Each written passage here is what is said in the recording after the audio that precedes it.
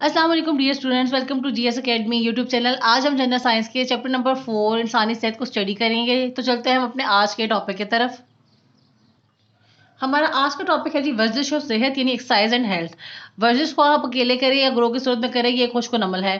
खुशको नमल किस तरह है जी? खुशको नमल है खुशको नमल इस तरह से है कि हमारी जो है वो sound mind has a sound body, ये कहावत है। तो sound mind has a sound body, तो अगर हमारा माइंड फ्रेश है तो हमारी बॉडी अगर फ्री है, अगर वो फ्रेश फील कर रही है, तो इस तरह जो है हमारा ब्रेन भी फ्रेश रहेगा और हम जब सब चीज़ों में एक्टिव है तो हम वो काम जो हमारे डेली रूटीन में कर रहे हैं वो अच्छी तरह से कर सकेंगे। वर्जिश जो होती है, वर्जिश जिस्म को लचक और बरकरार रखती है। इसकी वजह से पट्टे जो होते हैं वो खिंचाव और जोड़ जो होते हैं वो खिंचाव से महफूज रहते हैं। जब पट्टे मजबूत होते हैं तो इंसान ज़ाहिर है वो काम कर सकता है जो वो आम रूटीन में नहीं कर सकता, यानी भारी काम भी जो उसे सरअंजाम दिए जा सकते हैं। मजबूत पट्टे ना सिर्फ रोज़मर्रा ज़िंदगी में हमें सख्त काम करने में मदद देते हैं, बल्कि वो हमारी हड्डियों को और जोड़ों को भी सहारा फराहम करते हैं। वर्जिश पट्टों को मजबूत बनाने में भी अहम किरदार अदा करती है। अगर हमारी बॉडी जो है वो उसके अंदर जो है वो सारे मसल सही तरह काम कर रहे होंगे, जोड़ हमारे सही हो, तो ज़ाहिर है एक इंसान जो है वो तंदुरुस्त फ़ील करेगा। तंदुरुस्त जब वो होगा तो वो डेली रूटीन में चाहे उसकी कोई भी एज लिमिट हो, वो उसके अंदर बखूबी फिट हो जाएगा और अपने काम जो है वो डेली लाइफ़ के उसको अच्छे तरीके से कर सकेगा। अब जो लोग जो ऐसे होते हैं, जो वो लोग जो वर्जिश नहीं करते हैं और बहुत ज़्यादा खाना खाते हैं, क्योंकि अगर हम एक्सरसाइज कर रहे हैं तो अगर हम खाना खा भी रहे हैं तो वो हमारा कैलोरीज जो है वो सारी बर्न हो जाती हैं एक्सरसाइज के दौरान में। तो वो अब जो है वो बॉडी जो है वो एक तसलसल के साथ चलती रहती है। लेकिन वो लोग ऐसे जो वर्जिश नहीं कर रहे होते और खाना ज़्यादा खा रहे होते हैं, उनमें जो फूड होता है वो एनर्जी यानी फैट की सूरत में जो है वो लिपिड्स की सूरत में जो है जिस्म में ज़ख़ीरा होना शुरू हो जाता है। ऐसे लोग जो है वो मोटापे का शिकार हो जाते हैं। वर्जिश जो है वो मोटापे से बचने का वाहिद ज़रिया है, क्योंकि ये खुराक से हासिल होने वाली फालतू चर्बी को जलाने में यानी कम करने में मदद देता है। तो इस तरह अगर जो है हम फूड ले रहे हैं, ऑयली चीज़ें ले रहे हैं, स्पाइसी चीज़ें खा रहे हैं, तली हुई चीज़ें खा रहे हैं, तो इन चीज़ों से जो है वो वेट हमारा गेन हो रहा है, वज़न बढ़ रहा है और हम एक्सरसाइज नहीं कर रहे हैं, हम बैठे रहते हैं, खाते हैं, बैठ जाते हैं, खाते हैं, बैठ जाते हैं। तो ये चीज़ें जो हैं वो हमें मोटापे की तरफ लेके जा रही हैं। मोटापा 100 बीमारियों की जड़ माना जाता है कि मोटापा अगर है इंसान को तो उसको जो है डिफरेंट बीमारियाँ होने का खतरा होता है, जैसे कि उसका लिपिड लेवल जो है वो इंक्रीज़ कर जाता है बॉडी के अंदर, प्रॉब्लम्स हो जाती हैं, उसको जो है वो डायबिटीज़ हो जाती है। तो ये सिर्फ़ इन्हीं चीज़ों की वज़ह से होता है और ये तब होता है जब हम एक्सरसाइज़ को ना रूटीन का हिस्सा बना रहे हो, एक्सरसाइज़ कोई हमारी वर्किंग ना हो।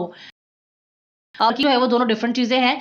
एक्सरसाइज़ जब इंसान करता है तो वो उसको थो सारी लिमिट्स के साथ में बैलेंस डाइट के साथ में कैलोरीज़ को मेज़र करके जो है वो एक्सरसाइज़ करनी पड़ती है। अब हर इंसान जो जिस भी उम्र का है वो वर्जिश कर सकता है। मगर दिल की बीमारियों में मुब्तला लोग जो होते हैं, जिनको हार्ट की प्रॉब्लम्स होती हैं और जिनको डायबिटीज़ होती है, शुगर होती है, ज़ियाबतस होती है, वो क्या करते हैं, उनको डॉक्टर की मशवरे से ही एक्सरसाइज़ करनी चाहिए। मुसलमान नमाज़ से तिब्बी और रूहानी फ़वाइद हासिल करते हैं जी। ज़ाहिर-सी बात है, नमाज़ जो है एक तरह की हमारे लिए जो है रूहानी भी है और एक्सरसाइज़ है और तिब्बी तरीका है हमारे पास, ऐसा नेचुरल तरीका अल्लाह ताला ने प्रोवाइड किया है कि उसमें हमारी बॉडी के सारे मसल जो है वो मूव करते हैं। अगर हम डेली 5 वक़्त की नमाज़ पढ़े हैं तो हम जो है वो क्या करेंगे, हमारी बॉडी जो है वो एक्सरसाइज़ में जाएगी। बॉडी का हर पार्ट जो होता है वो एक्सरसाइज़ में इन्वॉल्व होता है। नमाज़ पढ़ने के दौरान वर्जिश के नतीजे में जिस्म का करीबन हर एक मसल हरकत कर रहा होता है। नमाज़ की अदायगी के दौरान पट्ठों का मेटाबॉलिज़्म बढ़ जाने की वजह से एनर्जी की ज़रूरत भी बढ़ जाती है। तो हम जो है वो जिस तरह नमाज़ अदा करेंगे उस तरह जो है हमारा मेटाबॉलिज़्म तेज़-तेज़ काम करेगा। डाइजेशन, रेस्पिरेशन और इस तरह के सारे प्रोसेस जो है वो तसलसल के साथ आराम से होंगे। जब एनर्जी की ज़रूरत बढ़ेगी तो बॉडी को जो है वो नीड होगी फूड की, वो काम करेगा, जूस से ज़्यादा पिएगा, इस तरह की जो एनर्जी वाली चीज़ें हैं, नेचुरल फूड जो है वो यूज़ करेगा, तो ऑटोमेटिकली उसका वज़न जो है वो बैलेंस रहेगा और उसकी हेल्थ जो है वो बेहतर रहेगी। चलते हैं नेक्स्ट टॉपिक की तरफ। नेक्स्ट टॉपिक है जी हमारा फर्स्ट एड। फर्स्ट का मतलब होगा पहला, एड का मतलब होगा मदद। फर्स्ट एड का मतलब होगा पहली मदद। अब कोई भी किसी तरह का एक्सीडेंट हो जाए, मरीज़ को किसी कोई हादसा पेश आ जाए, तो उसके लिए जो हम उसको पहले सबसे पहले जो है वो जो प्रोवाइड करते हैं, जो मदद फराहम करते हैं, वो हमारे लिए फर्स्ट एड होती है। अब डिफरेंट जो है वो चीज़ें हैं कि अगर एनिमल बाइट हो जाए या बॉडी बर्न हो जाए या इस तरह की कोई भी मसला हो जाए, तो उसको किस तरह से जो है वो फर्स्ट एड दे सकते हैं, इसको हम स्टडी करेंगे। एनिमल बाइट जी, अगर कोई जानवर काट ले, कोई जिस्म पे खराश लगा दे, जैसे बिल्ली वगैरह नाखून मार दे या जो इस तरह की चीज़ें बॉडी पे लग जाए, कट्स वगैरह लग जाए, तो क्या होता है जी, खतरनाक किस्म के बैक्टीरिया जो होते हैं वो इंसान के जिस्म में दाखिल हो जाते हैं। इन बीमारियों में जो है वो रेबीज और रिकेट्स जो टेटस है सॉरी जैसी बीमारियां शामिल हैं। रेबीज और टेटस जो है वो ऐसी बीमारियां हैं जो किसी भी एनिमल के काटने से, रगड़ आने से, छिल जाने से, यानी खरोच आ जाने से जो है वो प्रोड्यूस होती है, बनती हैं। और भी किसकी वजह से बनती हैं जी, बैक्टीरिया की वजह से बनती हैं। अगर ये खराशों की वजह से आने वाले जख्म से जिस्म का हिस्सा जानवर ने काटा है तो उससे खून बह रहा है, तो इस जगह बहुत साफ पट्टी से जो है वो जोर से बांध दें ताकि खून बहना जो है वो बंद हो जाए। अच्छी तरह पानी से धोएं ताकि आपका अंदाजा हो कि जख्म किस कदर गहरा है। जख्म को किसी साफ कपड़े या साफ रुई से ढांप दें। फिर अगर जख्म ठीक ना हो तो मरीज को फौरी तौर पर करीबी अस्पताल में ले जाएं। यानी फर्स्ट एड में हम उसको ये दे रहे हैं कि हम उसको जो है वो पट्टी बांध रहे हैं, पानी से धो रहे हैं जख्म को, ताकि जो है हमें जख्म की नौयत का अंदाजा हो जाए। फिर अगर हमारे पास ये होता है कि अगर हम आराम ना आ रहा हो, खून ज्यादा बह रहा हो, तो जाहिर है उसको फिर इस सूरत में हॉस्पिटलाइज होना पड़ता है। नेक्स्ट है जी जल जाना। जलने की वजह से जो है वो हज़ारों लोग जो है वो हर साल तकरीबन जो है वो उनकी डेथ हो जाती है। अगर जिस्म जल जाए तो जले हुए हिस्से से फ़ौरन कपड़े उतार दें, कपड़े हटा देने चाहिए और जले हुए हिस्से पर नल का पानी अच्छी तरह बहाना चाहिए। उस पे बर्फ़ का इस्तेमाल नहीं करना चाहिए। जितने भी ये घरेलू टोटके हैं कि मक्खन लगा लो, ग्रीस लगा लें, तेल लगा लें, अंडा लगा लें, टूथपेस्ट लगा लें, इनसे जो है जलना जो है वो ज़ख्म जो है वो ठीक हो जाता है, छाले नहीं बनते। तो ये दरअसल जो है सिर्फ़ मिथ्स हैं, यानी कि सिर्फ़ जो है वो बातें हैं। इस तरह नहीं करना चाहिए, इस तरह इनको करना चाहिए। सिर्फ़ उसको साफ पट्टी से ढाँप दें और अगर ज़्यादा ज़ख्म है तो उसको अस्पताल लेके जाना चाहिए। आँख का ज़ख्म नेक्स्ट है जी। आँख आपको पता है ज़ख्म जो है वो बड़ी आँख जो है वो ना नाजुक चीज़ होती है। अगर इसमें कोई खराश हो जाए तो आम तौर पर इसको जो है पानी से वॉश करेंगे तो टैप वाटर से तो जो है ये रिमूव हो जाती है। अगर आँख में जो है वो मिट्टी के ज़रात या रेत के ज़रात चले जाएँ तो आँख को जो है हम लोग जो है वो दबाना शुरू कर देते हैं, मलना शुरू कर देते हैं, रगड़ना शुरू कर देते हैं। इस सूरत में क्या होता है कि आँख की जो झिल्ली है, वो गिलाफ है ऊपर वाला, वो ख़राब होने का खतरा होता है, या ज़ख्मी होने का, या छिल जाने का खतरा होता है, जिससे ब्लीडिंग भी हो सकती है।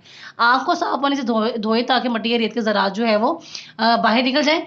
जो इब्तदाई मदद देने वाला शख्स है वो अपने हाथ अच्छी तरह धोए और पपोटे खोले। पपोटे क्या चीज़ें होते हैं? आँख का जो बैरूनी हिस्सा होता है, जहाँ पे आपकी आईलिड्स होते हैं, आईलैशेज़ होती हैं, वो जो है उनको पपोटे कहते हैं। उसको जो दोनों हाथों से पकड़ के खोलेंगे और उसके अंदर अच्छी तरह से पानी डालेंगे। पानी डाल के उसको वॉश कर लेंगे और अगर ज़्यादा प्रॉब्लम होगी, ज़्यादा मसला आएगा तो इसको जो है हम ख़ारिश जारी रहेगी, किसी तरह से नहीं साफ़ हो रहा तो फिर हम इसको डॉक्टर के पास ले जाएँगे। बेहोश हो जाना जी नेक्स्ट कंडीशन है हमारे पास। बेहोश हो जाना यानी कोमा में चले जाना।